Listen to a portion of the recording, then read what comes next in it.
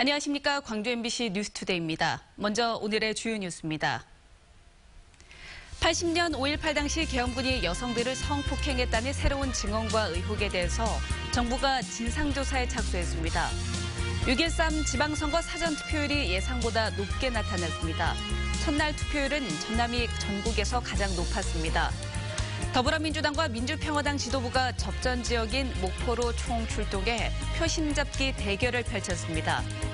신안군 섬 지역에서 금품 살포 등의 불법 선거운동 첩보가 잇따라 접수돼 경찰이 수사에 착수했습니다. 80년 5.18 당시 계엄군이 여성들을 성폭행했다는 증언과 의혹이 올해 새롭게 조명됐었죠. 반인륜적인 범죄라며 많은 시민들이 분노했는데요. 정부가 진상조사에 착수했습니다. 송정근 기자입니다. 소문으로만 돌았던 혹은 알고도 시시했던 계엄군의 성폭행 만행이 김선옥 씨의 증언으로 수면 위로 떠올랐습니다. 김 씨는 5.18 당시 계엄군한테 잡혀가 고문 수사를 받다가 석방되기 전날 수사관에게 성폭행을 당했다고 폭로했습니다. 그런 공포 때문에 아무도 내 의지로 할 수 있는 것이 없었어요. 죽을 때까지 그 속에서 갇혀 그 세고 떠나지를 않을 것 같아요. 김 씨 말고도 피해자들이 더 있다는 증언이 잇따랐고 정치권은 조사가 필요하다며 5.18 진상규명특별법 개정안을 내놨습니다. 정부도 진실규명 의지를 밝혔습니다. 첫째는 진실규명입니다. 요즘 들어 5.18의 숨겨졌던 진실들이 새로운 증거와 증언으로 잇따라 나오고 있습니다. 이 약속에 따라 정부가 성폭행 피해를 조사할 공동조사단을 출범시켰습니다. 공동조사단에는 여성가족부와 국가인권위원회, 국방부 등 3개 기관이 참여하고 피해 신고 접수와 피해 조사, 군 자료 조사 등을 진행할 예정입니다. 활동 기간은 오는 10월 말까지입니다. 5.18 민주화운동 당시 일어났던 성폭력의 진상을 철저히 조사해 반드시 밝혀내겠습니다. 그리고 다시는 국가 권력에 의한 여성폭력이 발생하지 않도록 정부의 조사로 계엄군의 또 다른 만행이 드러나게 될지 주목되는 가운데 조사단은 피해자와 목격자들의 용기 있는 증언과 신고를 기다리고 있습니다. MBC 뉴스 송정근입니다.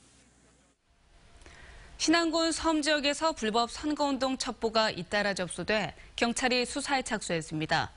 목포경찰서는 지난 4일 신안군 자은면의 한 식당에서 주민 50여 명의 식사비 150만 원을 모 군수 후보 측 인사가 계산한 사실을 확인하고 주민 등을 상대로 조사를 벌이고 있습니다.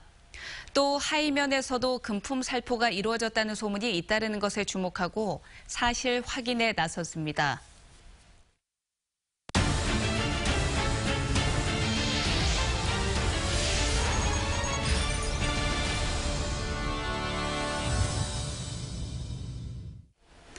(6.13) 지방선거 사전투표에 광주와 전남에서도 많은 유권자가 참여했습니다. 광주 전남의 첫날 투표율이 전국에서 가장 높았습니다. 김철원 기자입니다. 내가 사는 지역의 일꾼을 뽑는 날. 평일인데도 사전투표를 위해 사람들이 길게 줄을 섰습니다. 이곳 올산동에 살고 있지 않은 관외 선거인인 제가 이곳 올산동 투표소에서 사전투표를 진행해 보겠습니다.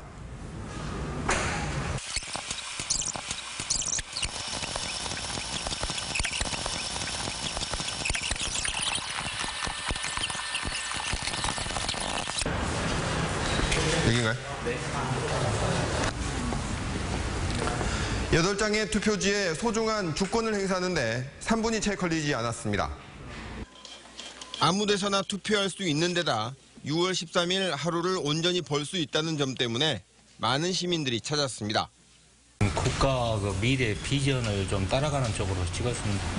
학교 밖 청소년 쪽으로 많이 관련돼 있는 사람으로 투표했던 것 같아요. 광주시장 선거에 나선 후보자들도 아침 일찍 사전투표를 마치고 나머지 시간에는 자신들의 선거운동에 열중했습니다. 이번 선거가 싱겁게 진행돼 투표율이 낮을 것이라는 예상과 달리 광주 전남의 열기는 뜨거웠습니다. 광주와 전남의 사전투표율은 1일 차인 어제 각각 10.37%와 15.87%를 기록해 전남은 광역단체 중 가장 높았고 광주도 광역시 중 가장 높았습니다. 사전투표는 오늘도 아침 6시에 시작해 오후 6시까지 진행될 예정입니다. MBC 뉴스 김철원입니다. 더불어민주당과 민주평화당 지도부가 치열한 접전이 펼쳐지고 있는 목포로 총출동했습니다. 서로 김대중 전 대통령의 적자임을 자처하며 유권자들의 표심을 파고들었습니다. 김양훈 기자입니다. 더불어민주당이 김대중 정신을 강조하며 호남 표심 잡기에 나섰습니다. 중앙선대위 회의를 목포에서 열었고 추미애 대표는 목포는 민주당의 종갓집이라며 정통성을 강조했습니다. 문재인 정부가 지방자치를 가능하게 했던 김대중 정신을 이어받고 싶습니다.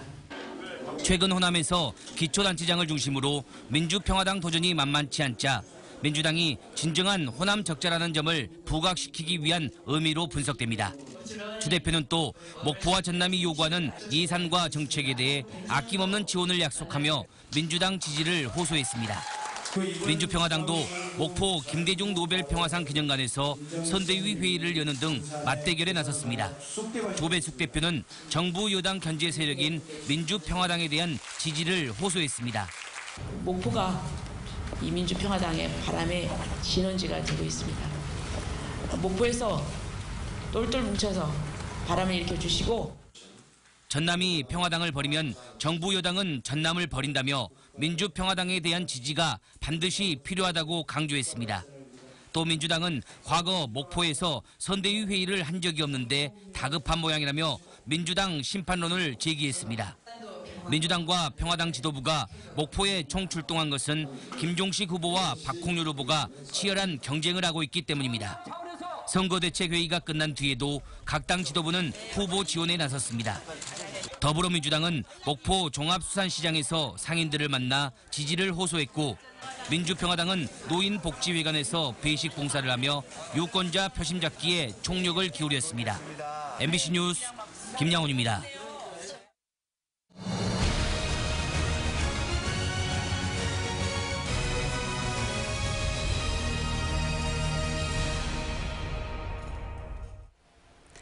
접전 양상을 띠고 있는 전남 교육감 선거에 출마한 후보들은 어떤 공약을 제시하고 있을까요? 후보들이 선관위에 제출한 5대 공약을 살펴봤습니다. 양현승 기자입니다. 문재인 정부에서 정책기획위원을 역임한 고석규 후보는 맞춤 교육과 미래 시민교육 구현, 무한 책임 교육 추진 등을 5대 공약으로 제시했습니다. 나주교육장을 역임한 오인성 후보는 창의성 신장 융합교육센터 운영과 행복나눔 통합치유센터 운영, 참여자치센터 운영을 5대 공약으로 내놨습니다. 정교조 전국위원장 출신인 장서궁 후보는 교육비, 진로, 진학 걱정 없는 학교와 소통, 협력교육, 시설부터 환경, 급식까지 안심할 수 있는 학교를 5대 공약으로 내걸었습니다. 후보들은 5대 공약 세부 실천 과제도 제시했습니다. 고석규 후보는 단설 유치원 설립, 특수학교 신설, 스포츠 인성교육센터 설립, 고교 무상교육 단계별 시행 등을 공약했습니다. 오인성 후보는 융합교육센터 설립과 교직원 권리침해 심리치유 법률 지원단 구성, 특수교육 대상 학생 자립기반 조성 등을 공약했습니다. 장서궁 후보는 고교 무상교육 실시와 기초학력 책임제 실시, 전남교육 자치위원회 운영, 비정규직 처우, 획기적 개선 등을 공약했습니다. 전남교육감에 출마한 후보들의 5대 공약은 중앙선거관리위원회 선거통계정보 시스템에 접속하면 자세히 확인할 수 있습니다. MBC 뉴스 양현승입니다. 민주노총이 목포를 찾은 추미애 민주당 대표에게 최저임금법 개정을 항의했습니다. 민주노총은 추미애 대표가 지원 유세에 나선 목포 종합수산시장에서 민주당이 자유한국당과 야합해서 최저임금을 무력화시킨 개정안을 통과시켰다며 규탄 시위를 벌였습니다. 민주노총은 최저임금법 개정안이 국회를 통과한 이후 민주당 지원 유세장을 따라다니며 시위를 벌이고 있습니다. 광주시 교육감 선거에 출마한 이정선 후보가 공사립고의 격차 문제를 상향 평준화로 해결하겠다고 밝혔습니다. 이정선 후보는 공사립고의 학력 격차를 줄이기 위해 사립고의 경쟁력을 제한하는 정책은 광주 학생들에게 피해를 주는 것이라며 학생 중심의 고교 배정 개편과 공사립 고교 균등 지원 등을 통해서 공사립고의 상향 평준화를 추진하겠다고 공약했습니다. 이 후보는 광주시민 10만 명의 손을 잡고 지지를 호소하는 대장정을 시작한다고 밝혔습니다. 휴가 시즌에 맞춰서 무안국제공항을 활용한 여행 상품 설명회가 열렸습니다. 이번 설명회에는 광주와 전남 지역 150개 여행사가 참여해 올여름 휴가철에 무안공항에서 일본 홋카이도와 러시아 블라디보스톡 그리고 몽골으로 가는 직항 전세기 정보를 공유했습니다.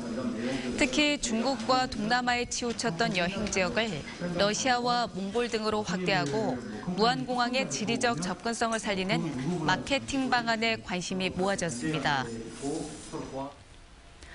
공사가 진행되고 있는 농성 지하차도 주변의 제한 속도가 상향됩니다. 광주지방경찰청은 다음 주 월요일부터 화정역에서 상록회 간 양 방향의 제한 속도를 현행 30km에서 40km로 상향 조정하기로 했다고 밝혔습니다. 경찰은 공사 구간 속도 하향으로 인한 급정거 등 교통사고 우려와 민원을 고려해서 이같이 결정했다고 밝혔습니다. 하늘빛이 점차 흐려지겠습니다. 낮 기온은 오늘도 크게 오르겠는데요. 광주의 낮 기온 오늘 30도로 어제보다 2도가량 높겠습니다. 그래도 먹구름이 많이 껴 있어서 햇볕은 강하지 않을 것으로 보입니다.